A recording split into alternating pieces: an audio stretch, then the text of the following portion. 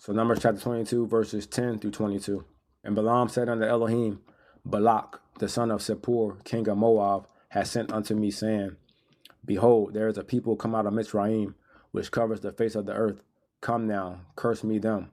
Perchance I shall be able to overcome them and drive them out. And Elohim said unto Balaam, You shall not go with them. You shall not curse the people, for they are blessed.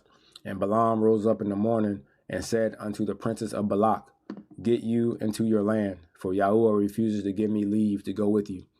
And the princes of Moab rose up, and they went unto Balak, and said, Balaam refuses to come with us. And Balak sent yet again princes, more and more honorable than they. And they came to Balaam and said to him, Thus says Balak, the son of Zippor, Let nothing, I pray you, hinder you from coming unto me. For I will promote you unto very great honor, and I will do whatsoever you say unto me. Come therefore, I pray you, curse me this people. And Balaam answered and said unto the servants of Balak, If Balak will give me this house full of silver and gold, I cannot go beyond the word of YAHUAH Elohai to do less or more. Now therefore, I pray you, tarry ye also here this night, that I may know what YAHUAH will say unto me more. And Elohim came unto Balaam at night and said unto him, If the men come to call you, rise up and go with them. But yet the word which I shall say unto you, that shall you do. That was the key area right there in verse 20. But yet the word which I shall say unto you, that shall you do. So Balak kept on pressuring Balaam because he wanted him to curse the people of Israel. They were coming on the land. He was afraid, knew that they would come up out of Egypt, and he knew what they did. And he said there were so many of them, he didn't want them taking over the land and stuff like that. He wanted Balaam to ask YAHUAH to curse them. And he didn't know that was YAHUAH's people. And YAHUAH already told Balaam no. In verse 12, he says, And Elohim said unto Balaam, You shall not go with them. You shall not curse the people, for they are blessed. YAHUAH told Balaam, no, you're not going to curse them. And no, don't go with those people. Balak and the princes and all them, don't go with them. He still was listening what Balak and them was saying. After YAHUAH already told him, no, we're not going to curse them. No, they're blessed people. And no, don't go with them. He still went anyway.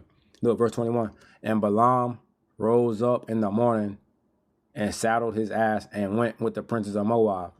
And he thought he can steal the blessings of YAHUAH, but still do his own thing. That's what confusion is. You can't do your own thing. When YAHUAH says something, that's what it is. You have to listen, obey the word. You got to live in faith.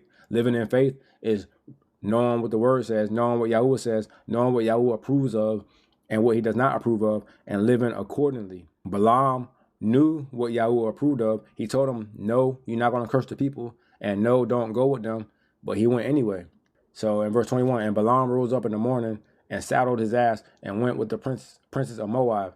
And Elohim's anger was kindled because he went. And the angel of YAHUAH stood in the way for an adversary against him. Now he was riding upon his ass, and his two servants were with him. He had a visitation. The angel of YAHUAH was standing with his sword, blocking the way from Balaam trying to go over with the princes and Balak and all them, because he already told him not to, so he was in disobedience. He was confused. He thought, yeah, he heard directly from YAHUAH, but he leaned on his own understanding. What we just read in Proverbs chapter 3, lean not into your own understanding.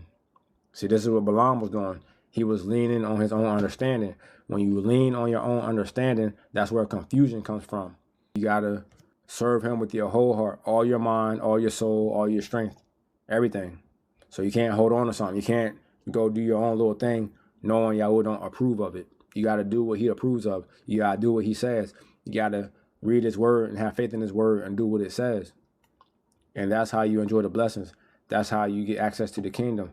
That's how you live abundantly through Yahusha.